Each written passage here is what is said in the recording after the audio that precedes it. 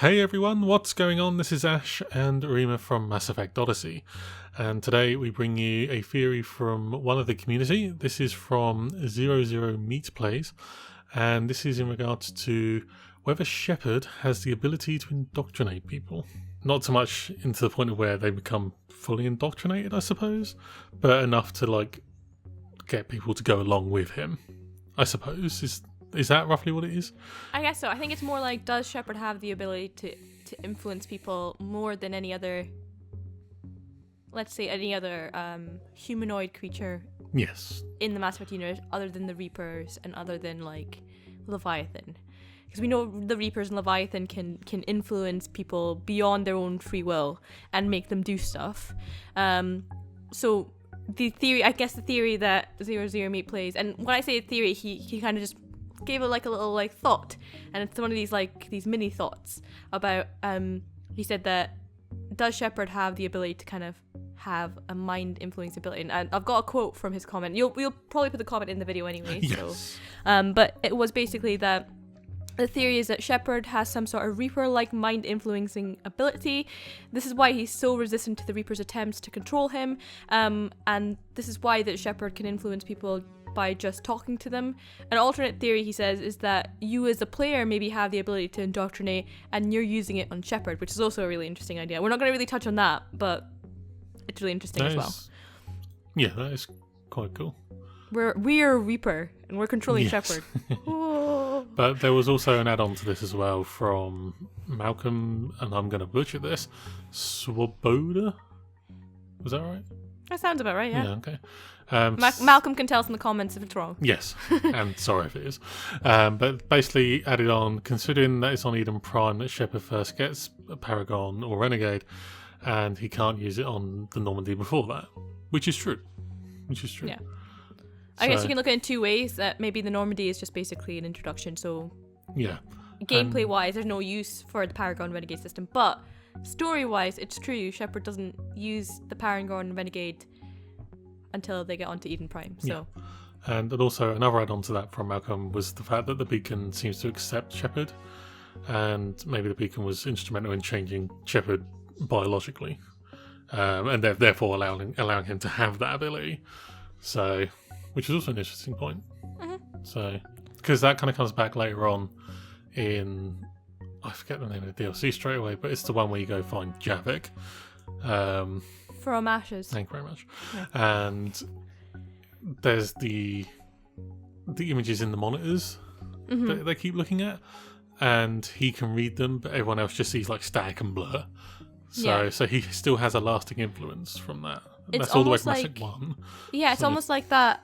So you know how the Protheans have that touch ability where they can Yes. read people's memories from things they touch, the sense ability. It's like Shepard inherited that somehow from the Prothean beacon, so he can still get that touch ability from the Prothean devices, but he doesn't seem to get that from everything else. It's very selective. Yes. It's a plot device, but still.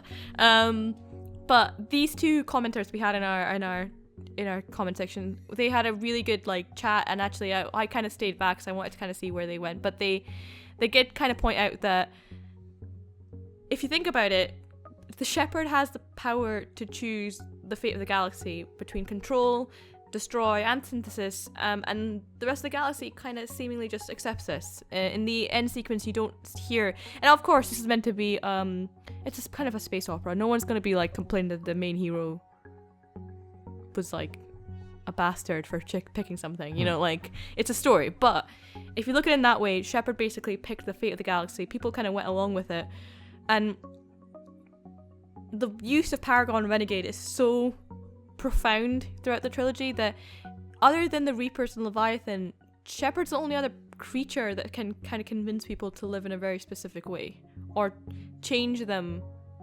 and change their will, even to go against their own morals, if you know what I mean. And if you max out that Paragon and if you max out that Renegade, you can do a whole bunch of stuff. You can convince your enemies to do anything in certain conversations, which and I have an example of that as well. Go on then. Which is the Miranda Jack situation. I can never get enough. Yeah, I can never do that. I can never get my Paragon or Renegade high enough on either side to be able to get them to start fighting. It's like that whole Geth and Quarian thing. It's plausible. It's just you need to do bunch of stuff. I'd rather not remember that. Let's move on. So there are a few. So 00 Meat Plays said that he wanted someone to kind of have a look into this, and we kind of volunteered to do it. So I wanted to kind of have a look at like evidence there that kind of feature Shepard's and you can't see me doing quotation marks, but indoctrination skills. And as evidence goes, obviously this is all kind of like just, I guess it's all like circumstantial. I guess it's almost like you can kind of say they're all plot devices, or maybe it's not really supported. But these are kind of just examples that Shepard has used abilities that kind of seem like way beyond what a normal human should be able to do. But I guess Shepard was a paragon of his own people. He or she. They were the kind of exemplar. So maybe this is what an exceptional human can do. So I don't know. And I'm also guessing in Mass Effect Andromeda there will be Paragon and Renegade. So we're not saying that this new character can also have indoctrination abilities. We're just saying these are examples to maybe kind of defend the fact that maybe Shepard has indoctrination abilities. So we're going to run through them. We'll have a little chat and then see how it goes. So number one is, as Malcolm stated, Paragon doesn't really, the Paragon Renegade system doesn't really kind of come about until Mass Effect's 1 Eden Prime mission, which is the first kind of real mission. And it seems to be kind of correlated to when the beacon kind of possibly transforms Shepard into someone that maybe has the ability to use strong influences. So the only other person that kind of uses the beacon is Saren. Saren comes in contact with the beacon, and we don't really know much about Saren's ability prior to Mass Effect 1. We do have some of the comics that kind of explain Saren's backstory, but you never really know whether Saren's like able to influence people. But definitely after the effect of the beacon, Saren seems to be able to indoctrinate his followers quite easily. In examples are Benezia and the Krogan doctor Droyus on Vermeer, I think is that Krogan guy. Yeah. They're just examples of people who Saren very easily kind of convinced into doing his bidding. Now, it can be said that maybe Saren was able to do this because he was so heavily augmented with Reaper tech, like the Elusive Man. But could it also possibly be that maybe Saren was kind of changed by the beacon, or maybe Saren was somehow able to indoctrinate people on his own? So, and the council did say that he was a very charismatic person that might be able to convince people. Maybe there's more truth to that than we like to say. So there's that point. Number two is that this is kind of one of the points of against indoctrination theory, I guess. We don't really want to bring that one up, but Shepard is seemingly immune to indoctrination throughout the trilogy. They have been in close proximity to Reapers, Reaper tech such as Object Rho, and even for prolonged periods. I don't even remember how long they were unconscious next to Object Rho for, but a while. And they've also been seen as being quite unique by Leviathan, and the Reapers also kind of take an interest in Shepard. Shepard seems quite resistant to indoctrination. The only time that Shepard seems to show signs of indoctrination are in those vague dream sequences in Mass Effect 3, and also when the Elusive Man kind of controls them on the Crucible. Those are the only times. But maybe this is kind of, it seems unusual that Shepard's kind of immune to indoctrination in a way. Yeah. I guess it's never really explained either why Shepard's kind of immune to indoctrination. There have been some kind of thoughts that maybe Shepard wasn't prolonged exposure would like cause Shepard to get indoctrinated, but maybe the exposure wasn't prolonged enough. But point 3 is that Shepard's actually able to convince opposing sides who have been warring for almost centuries. For example, the Krogans and Turians and the Geth and the Quarians. So this could basically be, I guess you can see this as maybe like hero complex. I guess maybe Shepard's a really good diplomat. He's the hero, and that's why everyone's like, yeah, let's do what this dude says. Or is it that Shepard is so convincing that he's actually able to get these people who have been fighting for like a long time over very serious things, like one race clears the genocide of another race, and one stole a homeworld from the other, and Shepard just comes along over several weeks and just like says, stop fighting please. And they do it. obviously there is also the threat of galactic annihilation during this time, so maybe they did have some sense with them and they thought maybe uniting against the Reapers is a better idea. Maybe this is just a plot line, but I guess in a real world situation, would these actual warring races be like, yeah, let's just settle down for this dude, this human dude who's not one of us, by the way.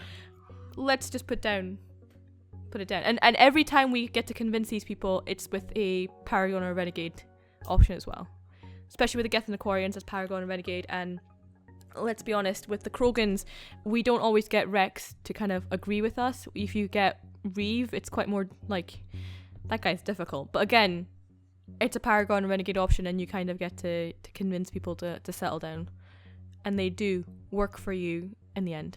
So number 4 is that Shepard is actually able to talk down and indoctrinate people. For example, the Elusive Man and Saren, who are both heavily indoctrinated, but with Paragon or Renegade options at the kind of the boss battle stages. I know you don't really get a boss battle with the Elusive Man, but at the end stages of their indoctrination, if you have a high enough skill, both these characters basically kind of come to their senses. Saren, I've never played the full Renegade. I don't know how it works out, but both these characters take their life if you go full Paragon, right? Yes. Yes. Both times I've played it, that's how it's happened. So again, is Shepard so convincing that he can basically turn these people to kind of see his point, or were these people still quite good inside and maybe they kind of were able to overcome indoctrination themselves, or is this some form of indoctrination on Shepard's part? Can Shepard actually overcome indoctrination of the Reapers? Point number 5 is the Citadel DLC. In the Citadel DLC is Shepard's clone, and Shepard's clone calls Shepard's followers a cult. This is a plain insult by the clone. Obviously, the clone does not like Shepard and obviously insults their companions. But Shepard throughout the trilogy is being portrayed as like a messiah character, and there's a lot of religious references throughout the trilogy, which we've discussed before. But I guess you can think about this. It's not too far of a stretch to call Shepard's companion and their like little unit a cult, because if you go full Renegade, Shepard does a lot of horrible things. And again, we haven't, I can speak for both of us, neither of us have gone full Renegade in our playthroughs. But we have watched stuff, and especially in Mass Effect 3, full Renegade there are war crimes. Like he goes into war crimes level. He causes, basically, he allows the genocide of the Krogan people. He basically kills Morden.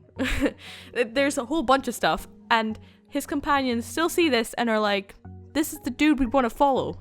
So is he that terrifying that they're like, oh yeah, we'll follow this guy? Or is he that good at convincing people around him that he's still the person to be followed? And I keep saying he. I know I played him as FemChef.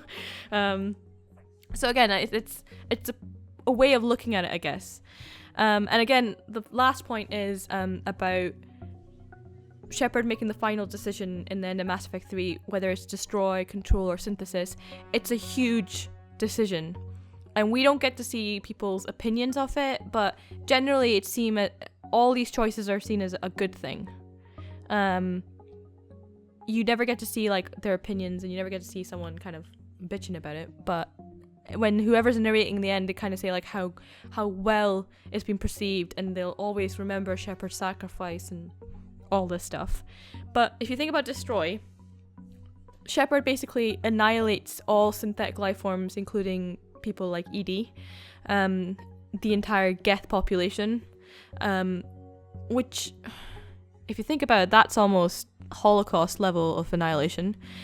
Synthesis, even though I picked synthesis, it's true, Shepard's forcing genetic modification on like the entire galaxy, and I can't imagine everyone's going to be happy about that, but it seems to be taken as like, that's okay, that's cool. Like, so is this just like the story point? Is this the way that the ending was kind of cut off? Then you don't, obviously it's meant to be a happy ending, kinda. So is this just the way the story plays out, or is just did Shepard become kind of like a Jesus character that people just didn't really question the choice at the end? Yeah. So this idea that the more I delved into it, what 00 Meat Plays kind of discussed with Malcolm, the more I thought about it, the more I think about it. There's a lot of stuff that you can guess is kind of either shady or kind of like questionable activities or even behavior that you're just like, if this was another person, you probably, like, their companions would probably have not dealt with it very well. But because it was Shepard, a lot of the stuff was just like, that's Shepard. He's a badass. So is that just because Shepard is a hero and people just kind of say, well, that's just part of being a hero? Or is that because Shepard is able to influence people in a certain way? So I guess that's the kind of crux of this like mini thought theory that was presented to us. Yeah. I think for me personally, are those, because we've got them listed as like 6 points. I think the first 4 points are stronger than the last 2, but I still think overall they're very interesting. They're very in depth. They're specific examples rather than just kind of overall examples. Broader examples is what I'm trying to say, because obviously you can use like a broader example and just say, oh yeah, this backs up this statement. It's just like, well, not really, because it's not really a specific example.